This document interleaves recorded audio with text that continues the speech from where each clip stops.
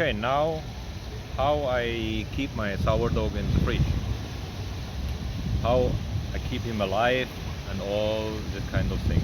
First of all, when we was talking about the sourdough, this was we did this with normal bread flour. Yeah, you can also add to the bread flour to make it a little bit to speed it up, a little bit whole wheat, a little bit rye flour, anything like this. Asian grains, each Asian grain. This kind of flour, if you give 10% to your sourdough, it speeded up the the how is the fermentation. Yeah.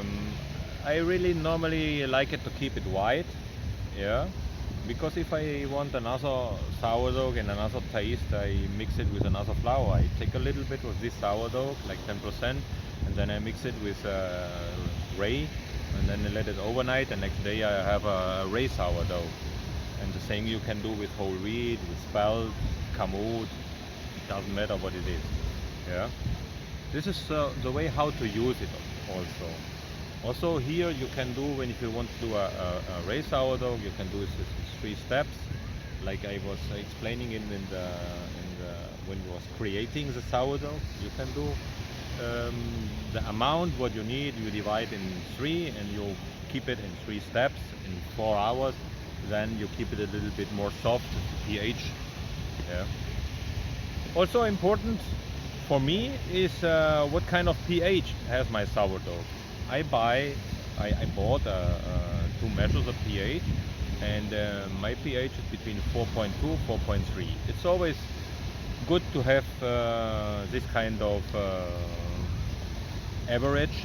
For me, less is more sour, but everybody has to know how he wants it, because for example, most of the people they're talking about San Francisco sourdough and like this, but that is not everybody's cup of coffee. Yeah, because I cannot eat it. It's too, actually it's too sour for me. Yeah, but there's other people that love it. Yeah, it's just everybody has to know what he wants. If it's less pH, of course it will be more sour. Also can be dangerous because it can eat the gluten very quick. And how you keep it in the refrigerator when you don't use it. In the refrigerator, a lot of people, private people, what they do, maybe they feed it once in a week or once 2 weeks. For me, it's not enough to keep a good average with the sourdough. I think at least you have to feed it 2-3 times a week. Yeah, and yeah, if you have to throw it away, anything, yeah, that's it. Life is sometimes like this, or you use it in another bread dough.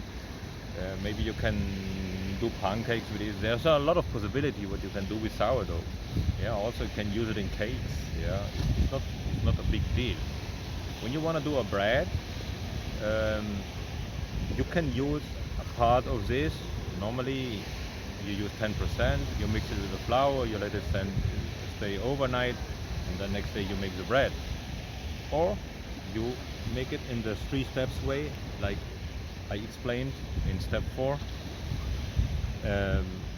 You take part out of the starter what you have now, you mix it with a little bit flour, with a little bit water, after 4 hours again, and then after 4 hours again, you do it like this, and then you use this for your bread. Why? It's a little bit more soft, more smooth. This is a possibility. Yeah, there are many possibilities. Also, if you have questions, write me.